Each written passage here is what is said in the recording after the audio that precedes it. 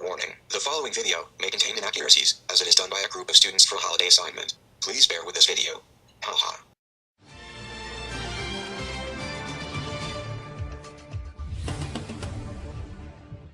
China has achieved much economic success in the recent decade.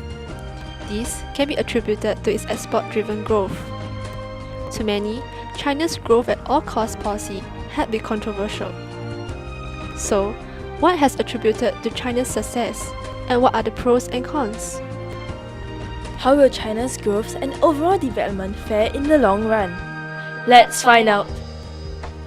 The three main reasons for its export-oriented growth are due to its undervalued yuan, low labor costs, and its access into the World Trade Organization, boosting China's status as the world's exporter and worldwide trading partner.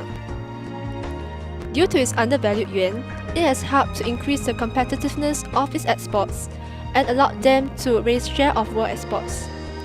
For instance, China's undervalued yuan has a huge trade effect on manufactured goods worldwide.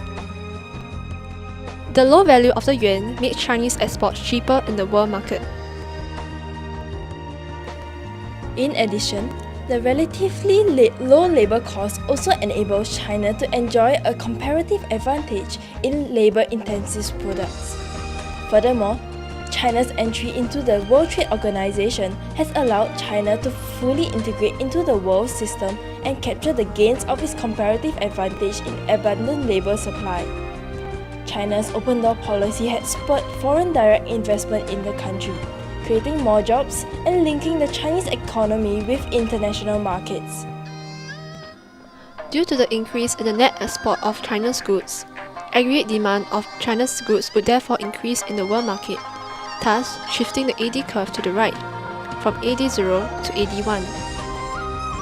This in turn would result in the increase in real national income, gross domestic product from Y0 to Y1.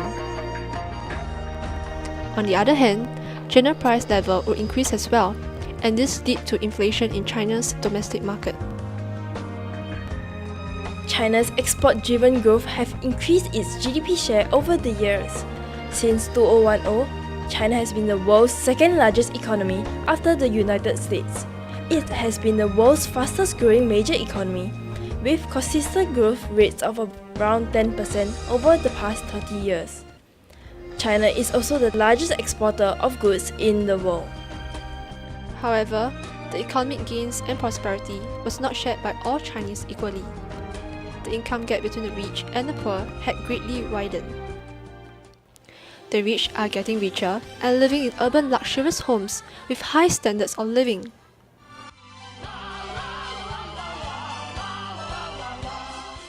While some of the poor are begging in the streets, homeless, or living in slums with low standards of living.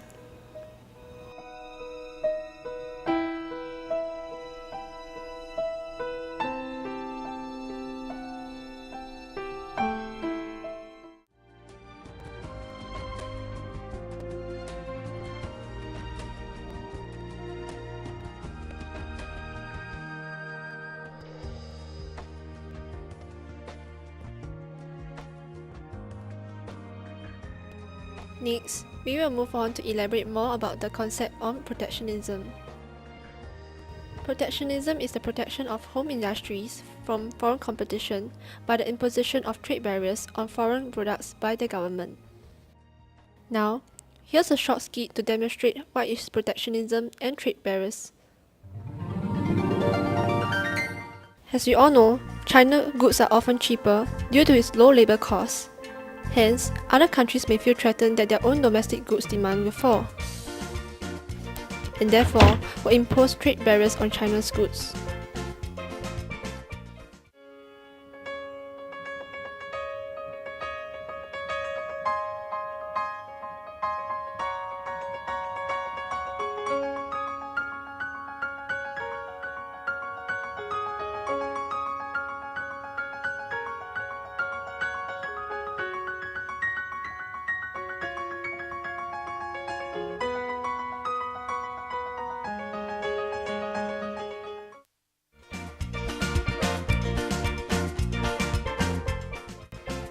On the other hand, countries that foster good relationships and enjoy free trade agreements do not need to worry about trade barriers.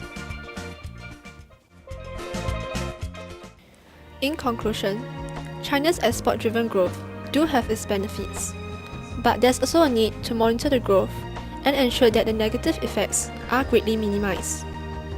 Moreover, issues like widening income gap and high inflation needs to be addressed so that China can sustain its growth in the long run. This is the end of the video, and we hope you have enjoyed it and gained a new insight on China's export-driven growth. Thank you.